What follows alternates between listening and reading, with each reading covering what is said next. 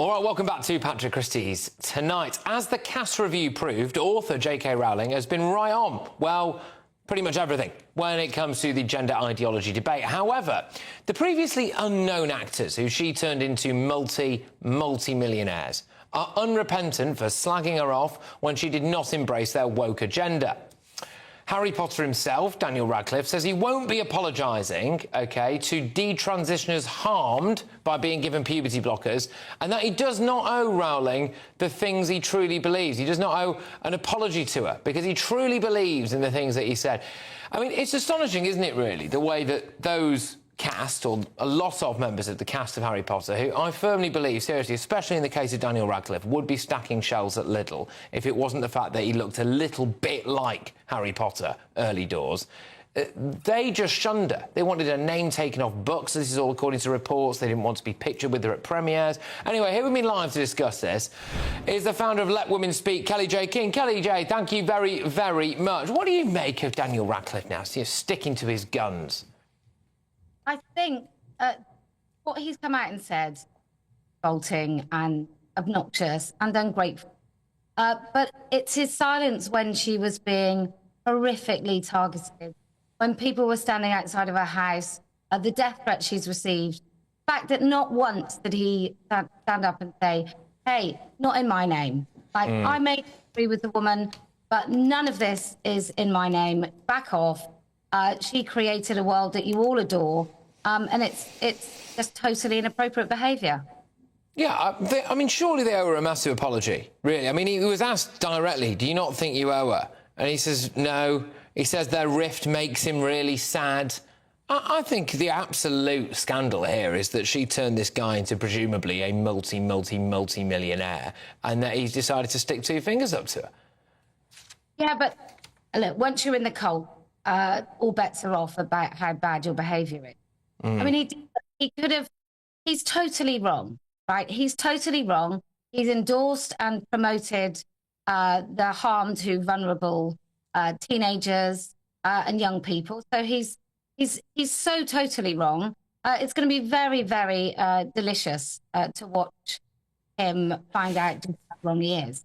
Do you think that actually we will get to a point where lovey celebrities really do genuinely understand that they've backed the wrong horse when it comes to this? Yeah, I do. Look, I think the whole landscape of films and Hollywood is changing dramatically anyway. So I think COVID certainly did serious damage where we all saw behind the curtain. I think all of them will eventually get to a place where they'll pretend that they never said anything that they said and they didn't support any of this.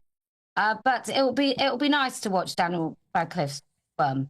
But like I said, I think the greatest harm is the fact that he had the power over the people that turned on her. He had the power to say, please stop it. And he chose not to. I think that's actually the really salient point in all of this, which is it's one thing. Let's say, I mean, I very much doubt he'd thought that deeply into it, like a lot of these people. I think if they had done, they possibly wouldn't have come out and said some of the things they'd said. But you know, it's one thing just sitting there and just towing the old woke Hollywood line. It's another thing watching the woman who really is responsible for the only reason anyone knows who you are, facing death threats, facing people outside her house, facing all of this vile, vile, vile stuff, and not saying, look, you can disagree with her if you want to, but do you mind not threatening to kill her?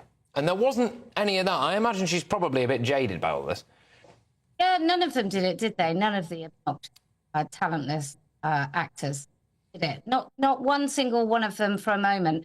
Look, I have made numerous enemies by speaking the truth, but there is not one of them that if everybody came for them in the mass sort of grotesque way that they did J.K. Rowling, that I wouldn't have spoken up and said, look, if you're doing this on my behalf, you need to stop it right now.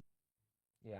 Yeah, it is absolutely astonishing, really, when I think about the kind of level of silence. And it's funny, isn't it? Because they usually say things like silence is violence when it comes to not being a trans ally or all of that stuff. But silence certainly wasn't violence when it came to actually stopping or speaking out against genuine violence. And, I mean, how do you think J.K. Rowling actually feels about all this? Because do you think she actually wants or needs an apology? Or is she just content in the realm of being correct now? I truly hope that he doesn't care at all. I have no idea, but I hope she really, really doesn't care. I think that the funny thing is with Daniel Radcliffe's position is because he's so kind and he's so humane, except when it comes to Rowling. You know, he's just so accepting and inclusive and kind and wonderful, which is why he's so sad about how she feels about this. But he has absolutely no empathy whatsoever for her. And some of the kind of threats, I mean, you've experienced this stuff as well, and it got me thinking earlier today, Kellie-Jay, actually. I mean, J.K. Rowling has got, I don't know how many, presumably hundreds of millions of pounds in the bank, all of which hard-earned and thoroughly deserved, and the platform and, you know, quite a few people in her corner. You know, ordinary people out there on the street who share the exact same views as her. I just wonder how many of those people have lost everything. Oh, look, I spoke to a lady today whose daughter, and she won't see her grandchildren again.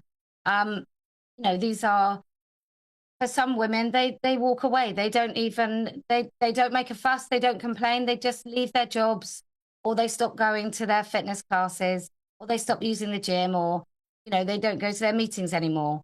And they just quietly just self-exclude. So the damage is horrendous and so widespread. But, you know, we're telling the truth and we're going to be right. So I guess, right. And it's so easy to throw out the word salad. I will continue to support the rights of all LGBTQ people. And you think, well, all right, OK, what about women's rights, though? What about the rights? You could flip it on its head completely, couldn't you? So what about the right of people not to have a sex offender in their changing rooms, all of this stuff? Obviously not saying that all trans people are sex offenders before the internet goes mental. Right, look, Kellie-Jay, thank you very, very much. Great to have you on the show, as ever. You take care. That's Kellie-Jay Keen there, the founder of Let Women Speak.